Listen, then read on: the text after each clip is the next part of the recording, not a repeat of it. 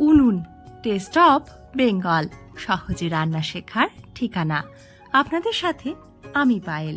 শুরু করছি আজকের রান্না।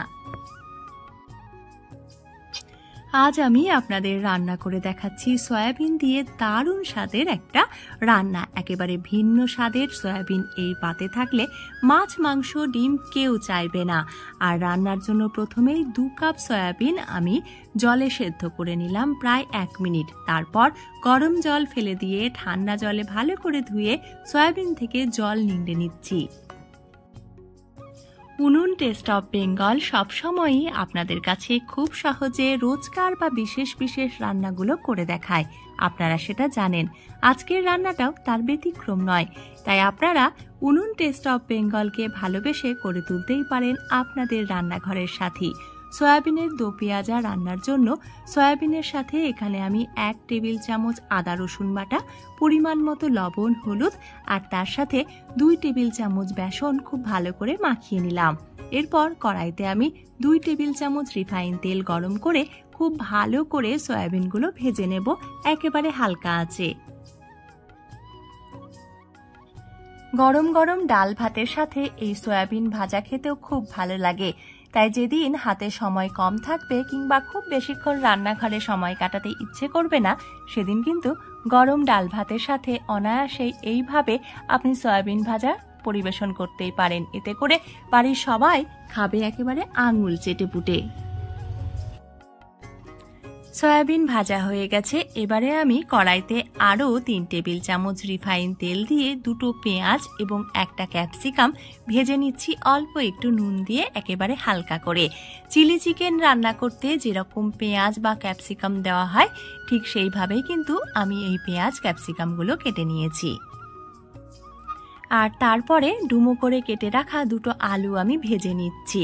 আর আলু ভাজার সময় দিয়ে দিচ্ছি অল্প একটু লবণ। এতে করে আলু খুব ভালোভাবে সেদ্ধ হয়ে যাবে।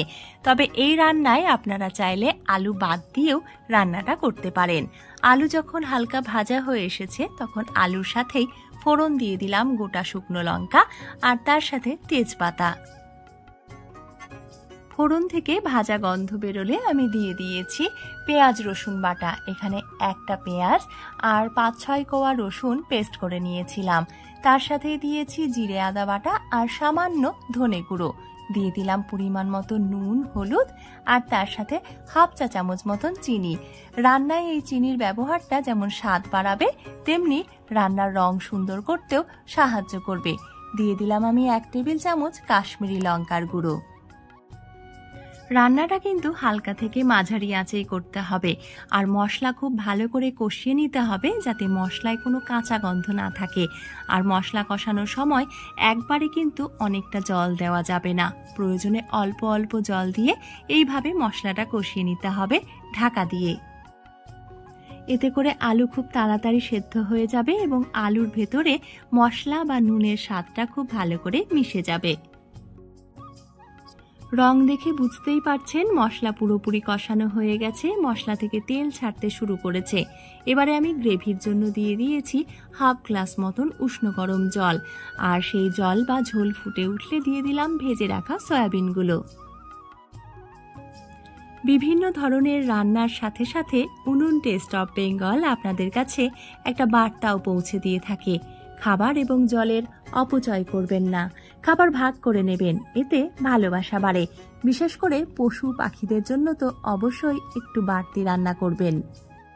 সয়াবিনের বড়ি দেওয়ার পর প্রায় 1 মিনিট আমি রান্না করেছি এবং গ্রেভিটা যখন একেবারে শুকনো হয়ে এসেছে তখন আমি দিয়ে দিচ্ছি হাফ চা চামচ গরম মশলার গুঁড়ো আর ভেজে রাখা ক্যাপসিকাম, পেঁয়াজ এবং তার সাথে চিড়ে রাখা কাঁচা লঙ্কা। সব উপকরণগুলো দেওয়ার পর 25 থেকে 30 সেকেন্ড পরেই আমি গ্যাস বন্ধ করে 5 মিনিটের জন্য ঢাকা রেখে দিচ্ছি। আর তারপরেই আমাদের রেডি হয়ে গেল আজকের দারুণ স্বাদের সয়াবিনের দো পেঁয়াজা। এবারে পাতে ভাত থাক কিংবা রুটি সবের সাথেই কিন্তু জমে যাবে খাওয়া যদি থাকে সয়াবিনের সুস্বাদু এই দো পেঁয়াজা। আপনারা এতক্ষণ দেখছিলেন উনুন টেস্ট অফ বেঙ্গল। আজ এই পর্যন্তই। দেখা হচ্ছে পরবর্তীতে অন্য কোনো সহজ রান্নার সাথে। আপনারা সুস্থ থাকুন, ভালো থাকুন, আনন্দে থাকুন। ধন্যবাদ।